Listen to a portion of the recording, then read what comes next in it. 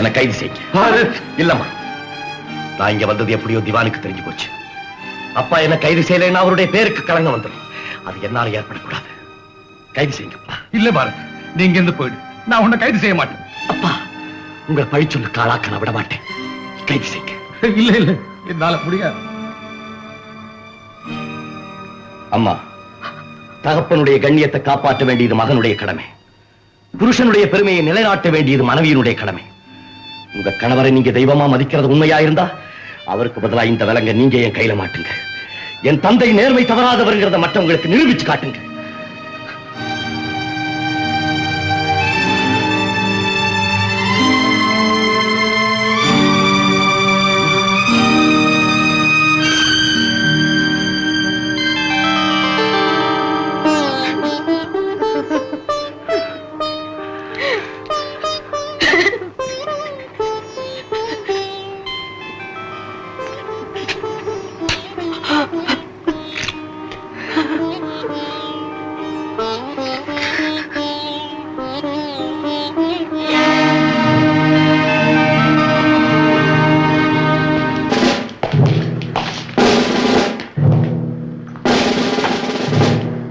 வருக வருக.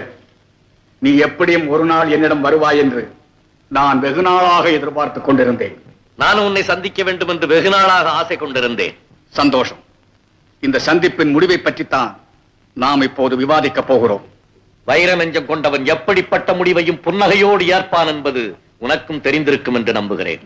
பாரத், நீ விரும்பினால் முடிவு உனக்கு அனுகூலமாகத்தான் இருக்கும். திவான், அனுகூலம் எனக்கு தேவையில்லை. நான் பிறந்த இந்த நாட்டுக்கு தேவை. ஜெனரல் பிரதாப், நான் பாரத்துடன் தனியாக பேச விரும்புகிறேன்.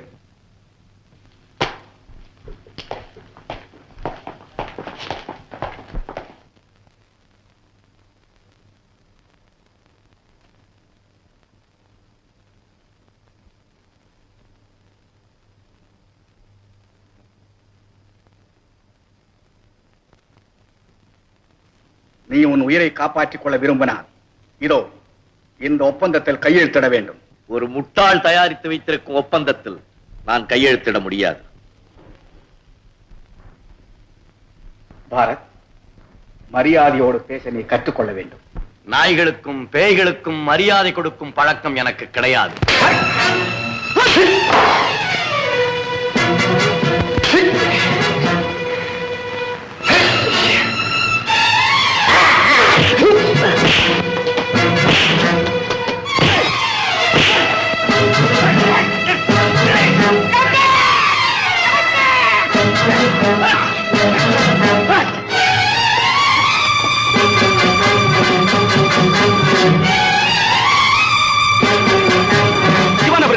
கொஞ்சம் பொறுங்க. இவனை நீங்களே இங்க சுட்டு வைத்தனா இவனை ஆதரிக்கிற மக்கள் அத்தனை பேரும் திரண்டு எழுந்துருவாங்க. உங்களுக்கு எதிராக ஒரு பயங்கர புரட்சி உண்டாகும். ஆகையினால இவனை தேச துரோகின்னு ராணுவ கோர்ட்ல நிறுத்துங்க. உங்க அதிகாரத்தை பயன்படுத்தி தூக்கு தண்டனை அடிங்க. இவனை கொண்டு போய் ராணுவ கோர்ட்ல நிறுத்துங்க. ஜெனரல் பிரதாப், நாளை காலை 6 மணிக்கு இவன் தூக்கிலிடப்பட வேண்டும். அதுவே உங்கள் ராணுவ கோர்ட்டின் தீர்ப்பாக இருக்க வேண்டும். புரிகிறதா? Yes sir. சந்தர், உனக்கு ஜெயில் உள்ள வழியெல்லாம் சரியா தெரியுமா? என்ன அப்படி கேக்குறேன்? எங்க அப்பா அங்க 10 வருஷம் ஜெயிலரா இருந்திருக்காரு. நான் 1000 தடவை அங்க போயிருக்கேன். சீக்கிரம் சீக்கிரம் 2 மணிக்குள்ள ஜெயிலுக்குள்ள நுழைஞ்சு பாரத்தை காப்பாத்தியாங்க.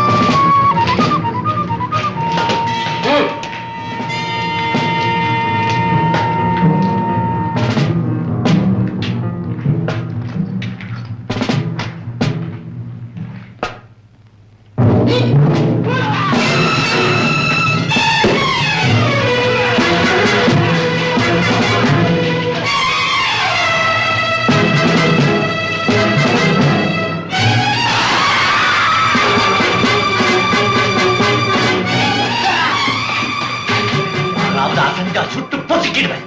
மரியாதையா ஒவ்வொருத்தரா கொண்டுட்டு வந்து துப்பாக்கிக்கு வை. Come on.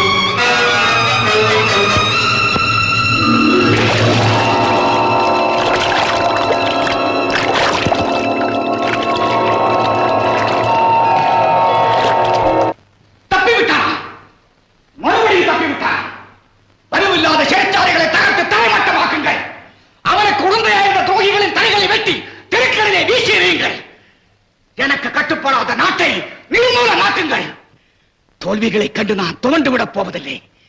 என்னுடைய கௌரவம், என்னுடைய அந்தஸ்து, என்னுடைய அதிகாரம் ஒரு அற்ப மனிதனால் பறிக்கப்படுவதா?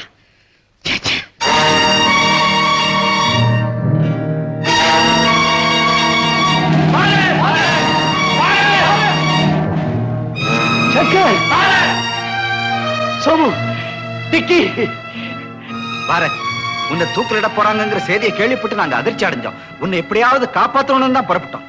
நீ எப்படி தப்பிச்ச பாரத்? அப்புறம் சொல்றேன்.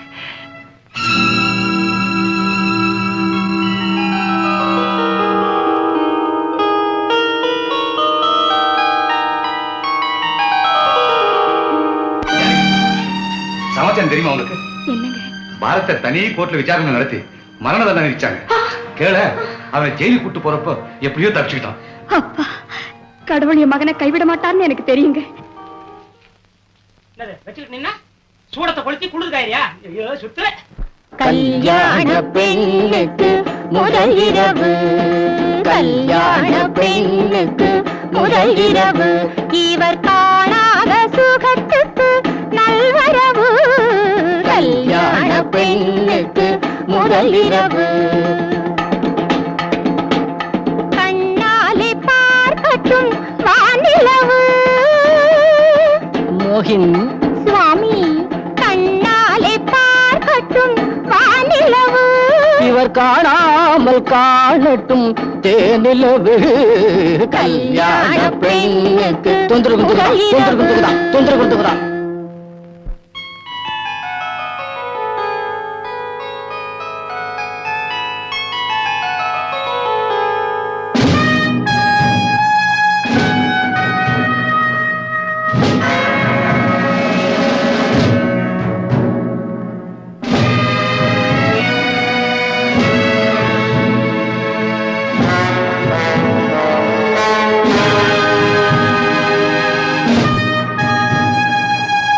இதுதான் பாரிஸ் நகரத்திற்கே பெருமை தேடித்தரும் புனிதமான சின்னம்.